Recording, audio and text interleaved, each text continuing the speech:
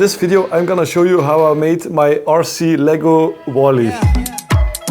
The first step, assemble little Lego Wally. Secondly, I gathered some parts and I made a little diagram how I think it should work. This video is also for the people like me who are afraid to start something or to try something. Just do it. Just do it! I have this remote, it's a FlySky. This is the receiver that works with the transmitter. You need a motor controller, you need all the other things, but we don't have any space for that. So instead of this one, we're using a PS4 controller. You have a lot of buttons. I'm gonna connect this one to the robot. But Florent, how will you do that? ESP32. I love these things. It has Wi-Fi built in, it has Bluetooth, it has everything you need. So this will be perfect. We are going to use Bluetooth. She crazy, man. We are going to use Bluetooth to connect the PS4 controller with the ESP32. Chill down, cat. I studied Latin in high school, then I did film school, so I've never touched any computer coding shit. It was a very hard challenge for me, trying to connect the controller with the ESP. It was a show. It was with the MAC address, the Bluetooth keys, it needs to forget the keys from the PlayStation. So I found this tutorial of Rachel. Today we are going to be connecting my PS4 controller to an ESP32. I love this woman. Goddamn, she helped me so much with this project. There is like a board manager, it's called BluePad. This way I could easily connect the controller with the ESP. The first thing I did was controlling a little LED connected to the ESP with the controller, and everything worked. We can proceed to the next step. My idea was to use two motors to control the whole robot. When you want to go forward pressing R2, the two motors will turn in the same direction. For the turning I want to use the left joystick and they will move in different directions. Like the principle of a tank mechanism. I 3D printed a motor mount, I 3D printed the Lego tandwiel gear, yes. But oh boy, I found these motor drivers, motor controllers. These are already for two motors, so one left, one right. But this part I f***ed up so bad. I think I ruined 10 of these boards. I soldered everything, I tested it, it failed. I soldered everything again, I tested it, it failed.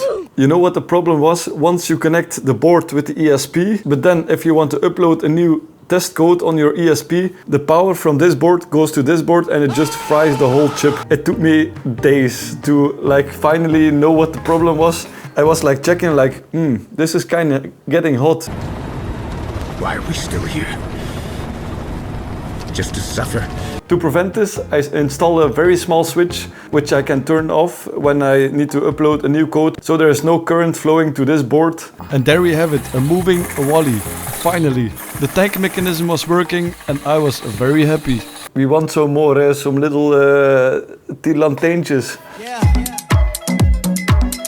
I bought the tiniest servos I could find on AliExpress. I programmed those on the joystick, so if you move the joystick up and down, the arm will go up and down. But the endpoint of the arm needs to be very specific, because once you drive and it moves too much down, it will just break because it's touching the tracks.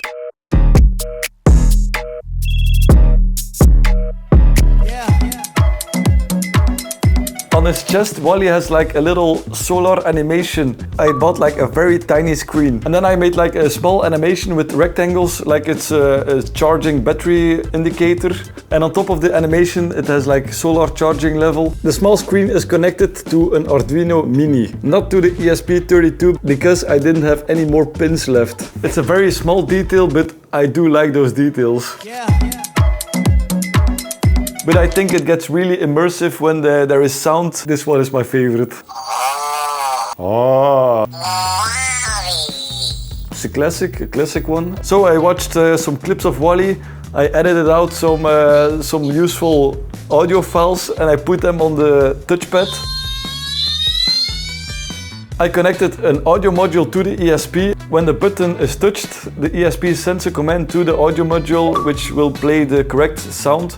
The module has a built-in amplifier, so this speaker on the side can be directly connected to the board. We need more details. The next thing I wanted to add is like a little extra. I don't think there is anything in a movie like this. The last couple of years I'm very into LEDs. I found the smallest NeoPixel LED LED strip and I think it's perfect for this.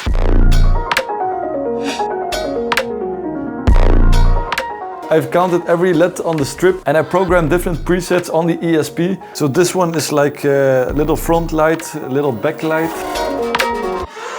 Party with Wally, yes. We want more details. At the bottom of Wally I installed another small servo which can pull the little front trunk.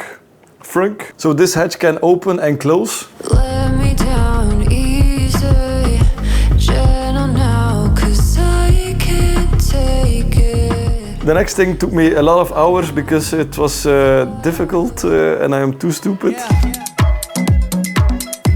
You know, in some games you can move like the controller, like forward, upwards, downwards. And I wanted it to resemble the movement of the head. I started reading out the data and I tried to program it.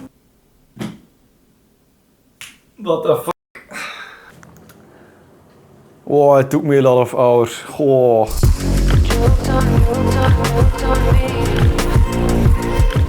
Once you move the controller up, the head moves up. Once you go down, the head moves down. And then the best thing, fuck yeah. Oh my god.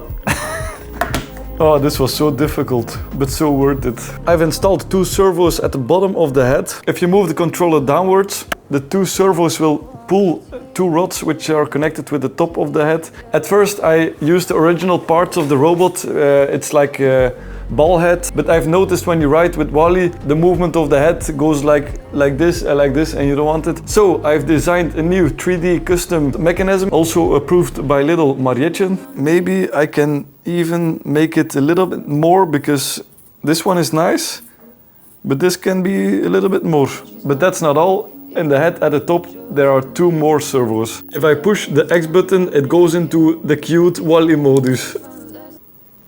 And at the bottom there's 1 big servo to look left and right. Oh, that was a different kind of joystick. The bottom servo was like a pain in the ass because the rest is digital.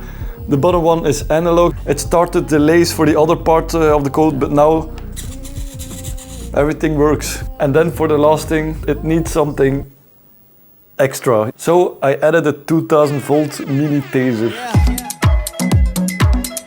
I connected a little relay to the ESP, and to the relay I connected a small taser. It can just put things on fire.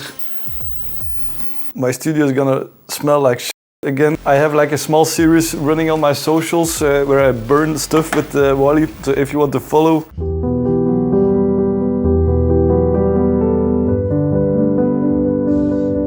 And that's it. That's little Wally. I worked, well, I think 6 months on this project, but I'm very happy how it turned out. I do think this is one of my best projects yet. I told at the beginning I am very unknown with coding, so ChatGPT helped me a lot. It's not perfect, but it's a good start to like try things. Follow me for more projects. I would very much appreciate that, and I will see you next time.